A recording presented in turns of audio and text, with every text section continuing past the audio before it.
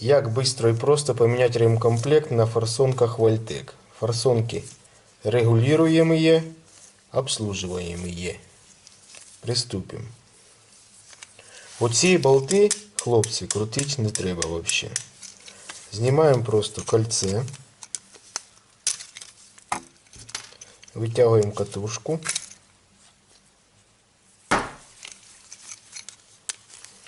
Тут все просто. Раз, раз. Не губимо тільки кольця, бо потім форсунка буде випадати.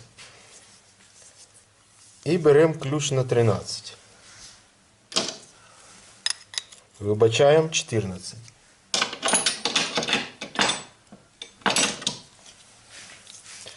І відкручуємо сам шток.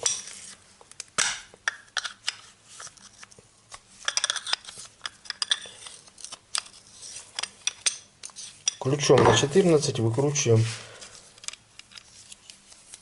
Все викручується. Достаємо шток, достаємо пружину. В комплекті йде отакий от шток, отака пружина і оці ось резинки, якщо це оригінальний комплект. Якщо якийсь кустарний, то я не знаю, що там буде в комплекті. В основному форсунки виходять зі строю, починають издавати такий стук, якби по металу. Що ізнашується? Ізнашуються оці ось резиночки. Ось вони лежать ось здесь. Ось тут вони встановлюються. Тобто вона ізнашується, її тут практично як розбираєш, взагалі немає. І вона б'є по штоку. Вставлю пружину. І вона б'є отак по штоку. Ну, ці форсунки звук не іздають, але коли нема тої резинки, то вони вже починають сокотіти. Також оці подушки уплотнительні такі, тут резиночки, вони теж продавлюються і теж виходять з ладу.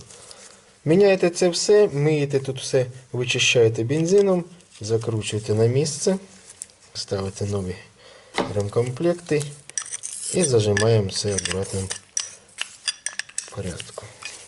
Ставимо катушку і ставимо на місце оце ось кольце. Защелкуємо. Все.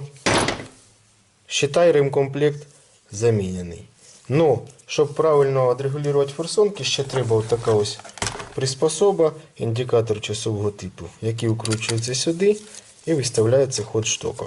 Обично ход штока ставиться 0,50-0,45, в зависимости, яке время впрыска у вашому автомобілі.